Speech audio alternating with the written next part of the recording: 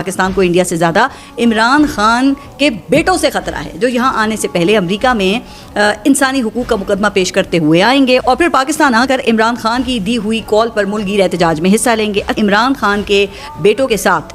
ظاہر ہے کہ برطانوی پریس ہوگی، برطانوی ایمبیسی کی بھی اس پر نظر ہوگی۔ آپ کو یاد ہوگا کہ گزشتہ سال ایک رکن پارلیمنٹ نے خط لکھ کر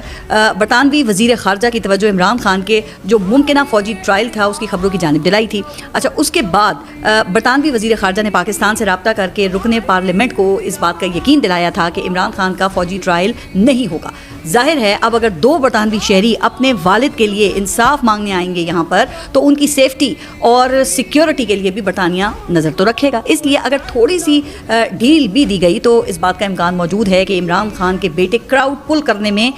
کامیاب ہوں گے یا ہو سکتے ہیں، اور اگر ایسا ہو گیا تو پھر حالات پاک انڈیا جنگ سے پہلے والی صورتحال پر آ سکتے ہیں۔ اس لیے حکومت اس وقت آپ دیکھ رہے ہوں گے کہ مکسڈ سگنلنگ کر رہی ہے، ایک جانب مذاکرات کی آفر اور دوسری طرف موروثی سیاست کا پروپیگنڈا۔ ان دونوں اسٹریٹجیز کو ذرا باری باری دیکھ لیتے ہیں۔ پہلے حکومتی رد عمل تو رانا ثناء اللہ جہاں بہت کچھ کہہ رہے ہیں، وہاں پر ان کی طرف سے یہ بھی کہا گیا ہے کہ سلیمان اور قاسم کو اول تو پاکستان کا ویزا ہی نہیں دیا جائے گا، لیکن اگر پھر بھی وہ کسی طرح آنے میں کامیاب ہو گئے تو آتے ہی گرفتار کر لیا جائے گا۔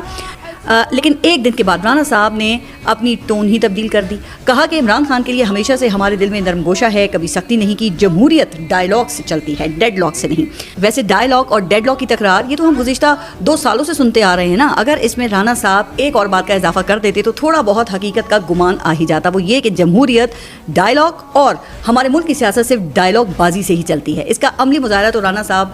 جو ہیں انہوں نے خود کیا ہے، اور اس کے ساتھ ساتھ بڑی باریکی سے عمران خان پر ہونے والی سختیوں کی ذمہ داری سے لا تعلقی کا اعلان بھی کر دیا ہے، یعنی کہ ان کے مطابق حکومت کو عمران خان کا جناب بڑا ہی خیال ہے،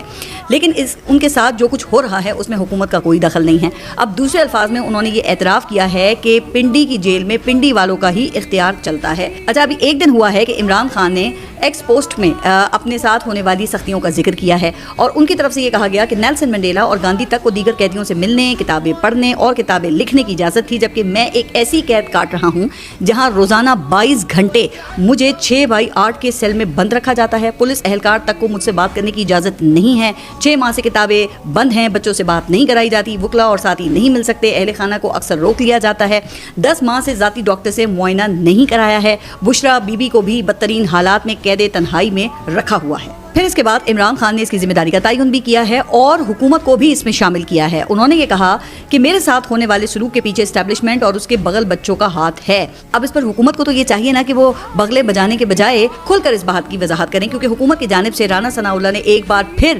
اپنی جو آفر ہے اس کو دہرایا ہے اور کہا ہے کہ اگر ہم مفاہمت کے لیے تیار ہیں تو پھر مزاحمت کی ضرورت نہیں ہے، آئیں بات کریں، معاشی ترقی کے لیے چند سال کی قربانی دیں اور پھر سب ٹھیک۔ اب حکومت والے